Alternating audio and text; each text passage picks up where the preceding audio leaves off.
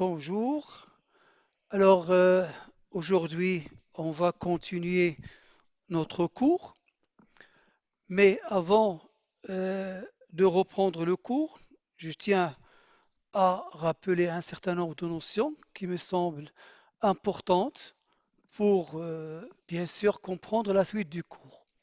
Alors, pour cela, je vais vous rappeler ce qu'on a déjà vu la dernière fois, et en particulier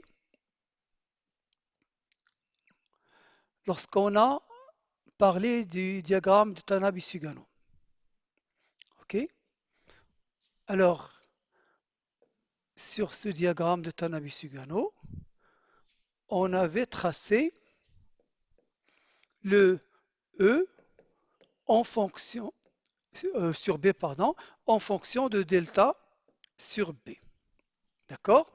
Et lorsque delta sur B est égal à 0, on avait dit qu'il y avait les termes spectroscopiques, il y a l'état fondamental et il y a les états excités. Alors, une fois que l'ion est incorporé dans un champ de ligande, il y a effectivement éclatement de ces niveaux énergétiques, c'est-à-dire les termes spectroscopiques vont éclater, d'accord, sous l'effet du champ cristallin. D'accord? Alors l'état fondamental, il est toujours pris est égal à 0, c'est bon. Et bien sûr, s'il éclate à son tour, il n'y a pas de problème, ça peut donner lieu à d'autres niveaux. Par exemple, je vais traiter un premier cas ici, juste comme ça, voilà. Donc vous avez l'état fondamental, il est toujours pris avec une énergie est égale à 0. Se peut que cet état, par exemple, ça peut éclater pour donner des 6 niveaux, par exemple, ça peut donner un premier niveau. Alors, un autre niveau énergétique peut à son tour éclater pour donner d'autres niveaux et un autre niveau peut faire la même chose aussi, d'accord? Par exemple, voilà, ça peut donner ça, ça peut donner ça, ça peut donner ça. Donc vous voyez que, bien sûr, une fois que l'ion est incorporé dans un champ cristallin, ces termes spectroscopiques vont éclater sous forme de sous-niveaux. Alors donc jusqu'à présent, on a dit qu'il y a un seul domaine, c'est-à-dire il n'y a pas de distinction entre le champ faible et le champ fort. Alors ceci est vrai uniquement pour un certain nombre de configurations qu'on a déjà précisées dans la dernière fois en cours.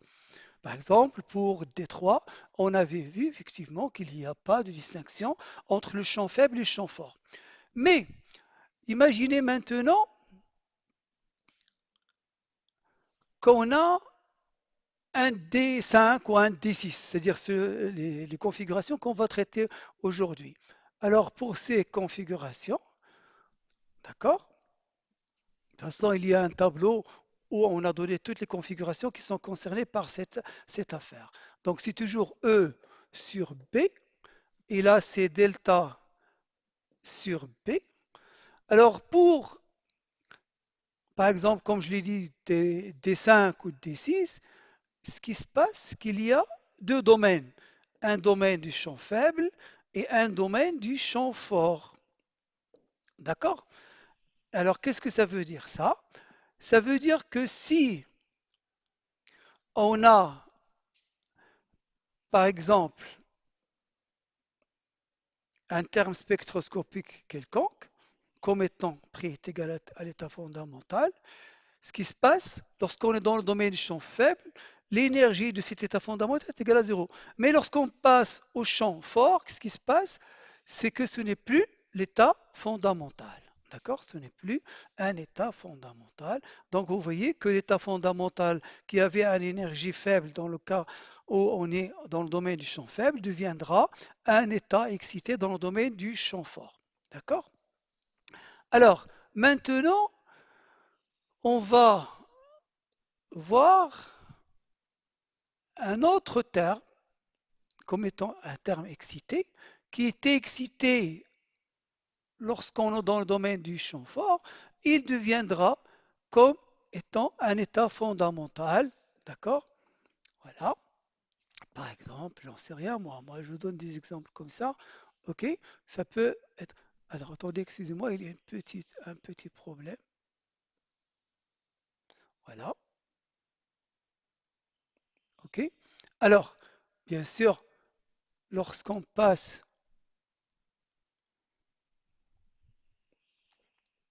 voilà, ok, voilà, donc ces niveaux-ci vont changer de pente,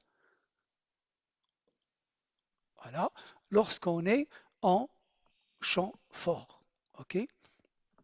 Alors, ce que je vais vous dire par là finalement, c'est que lorsqu'on est dans le domaine du champ faible, l'état fondamental, c'est l'état que j'ai marqué ici en rouge, et c'est à partir de cet état qu'il va y avoir les transitions. Voilà, première, deuxième, et peut-être troisième transition. Mais lorsqu'on passe dans le domaine du champ fort, l'état fondamental, ce n'est plus le même, c'est-à-dire ce n'est plus le rouge, mais ce sera le blanc. Et vous voyez que voilà, il y a d'autres transitions qui peuvent avoir lieu. Alors, donc c'est tout cela pour vous dire qu'il y a des diagrammes du Tanabe-Sugano où on n'a pas de distinction entre le domaine du champ faible et du domaine du champ fort, c'est-à-dire qu'il y a un seul domaine, mais il y a aussi d'autres configurations où on a une nette distinction entre le domaine du champ faible et du domaine du champ fort. Alors tout ça, on va le voir avec du concret, ok, sur la configuration D5. Voilà, d'accord? Alors voilà, donc la configuration T5. Je vais présenter tout d'abord son spectre d'absorption. Il est là. Alors, vous voyez que ce spectre d'absorption, il est constitué de plusieurs bandes. D'accord?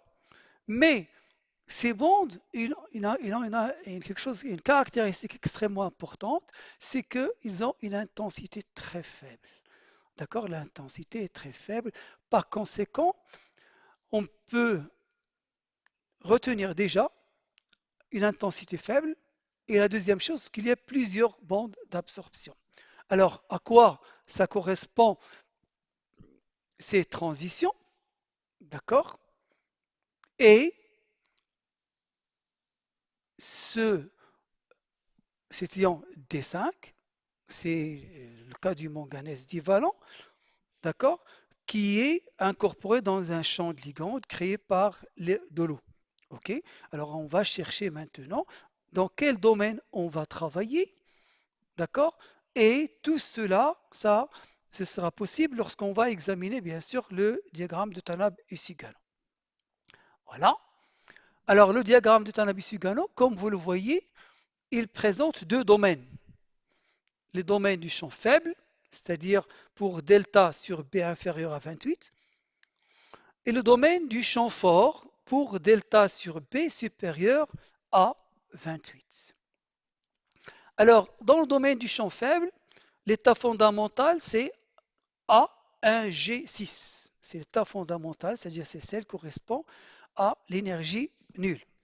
OK? Alors cet état fondamental qui est fondamental dans le domaine du champ faible deviendra état excité lorsqu'on passe du champ fort. Vous voyez comment il a évolué, OK? Comment il a évolué euh, notre représentation à 1G6, d'accord? Il était avec une énergie est égale à zéro lorsqu'on est dans le domaine du champ faible, et il deviendra avec une énergie différente de zéro lorsqu'on passe au champ fort. C'est exactement ce que je viens d'expliquer au niveau de l'introduction. Alors maintenant, l'état qui est ici, c'est-à-dire c'est le T2G2 qui était excité, qui provient de I2, voilà, il va passer comme un état fondamental lorsqu'on est dans le domaine du champ fort. C'est exactement ce que j'ai dit tout à l'heure. Donc, pour récapituler, d'accord, là, dans le domaine du champ faible, qu'est-ce qu'on va avoir? On va avoir comme état fondamental A1G6. Donc, c'est à partir de cet état qu'il va y avoir les transitions. Dans le domaine du champ fort, l'état fondamental, c'est T2G2, C'est à partir de cet état qu'il va y avoir les transitions possibles. D'accord? Donc, la configuration électronique des 5 de l'ion libre donne lieu à un seul terme sexté, c'est-à-dire S6, voilà le terme spectroscopique, et à plusieurs termes quartés, c'est-à-dire c'est le G4, le D4, le F4. Alors, sous l'effet du champ cristallin, S6 n'est pas éclaté, d'accord, par le champ ligand parce que c'est un cinglé. Alors l'état correspondant dans un champ octaédrique est le A1G6, ce qui est l'état fondamental pour delta sur P inférieur à 28. D'accord. Alors s'il vous plaît, maintenant, pour qu'on puisse attribuer les bandes d'absorption, il faut qu'on sache dans quel domaine on est. Imaginons qu'on est dans le domaine du champ faible. D'accord? Donc, les transitions qui sont permises de spin, normalement, doivent avoir multiplicité égale à 6. OK? Alors, on voit qu'il n'y a aucune représentation qui a une multiplicité égale à 6. Donc, certainement, toutes les transitions qui peuvent avoir lieu dans le domaine du champ faible ont une intensité qui va être faible. Pourquoi? Parce que là, il ne vérifie pas la règle de sélection de multiplicité. D'accord? Ici, la multiplicité égale à 6, là c'est 2, là c'est 4, etc. D'accord? Dans l'autre domaine du champ fort, la multiplicité égale à 2. Donc, si je cherche les transitions qui vont respecter cette transition, il y a bien sûr le A2, 2, et T1, 2. Il y a aussi le A1, 2, et c'est tout. D'accord? Alors, mais ces transitions vont être permises de spin. Donc leur intensité va être un peu plus importante que lorsqu'on est dans le domaine où on a une intersection de transition par la règle de sélection de multiplicité de spin. OK? Alors toutes les transitions vers les états coartés sont interdites au sens de la multiplicité du spin. C'est-à-dire lorsqu'on est dans le domaine du champ faible, l'état fondamental c'est un sexté et les autres états sont des états coartés. Donc ça va être interdit par leur spin. Donc leur intensité est très faible. Et le coefficient d'absorption molaire sont aussi très faibles. Les transitions vers l'état doublé, parce qu'on a vu qu'il y a aussi des états doublés dans le domaine du champ faible, encore plus interdites et ne sont pas observées. On dit parfois que ces transitions sont doublement interdites au sens de la multiplicité de spin. Donc, toutes les transitions qu'on peut envisager dans le domaine du champ faible sont interdites par le spin. OK? Alors, il y a une propriété importante dans le diagramme T5, on va le voir, d'accord? C'est que l'état A1G4 qui provient du G et EG4 qui provient du G et EG4 qui provient du D et A2G4 qui provient de F ont des énergies indépendantes du champ des ligands. Qu'est-ce que ça veut dire ça?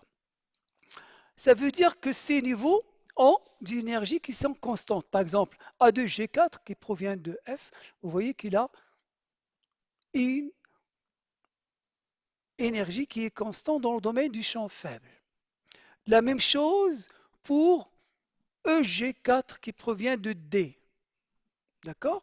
La même chose pour A1G4 qui provient de G.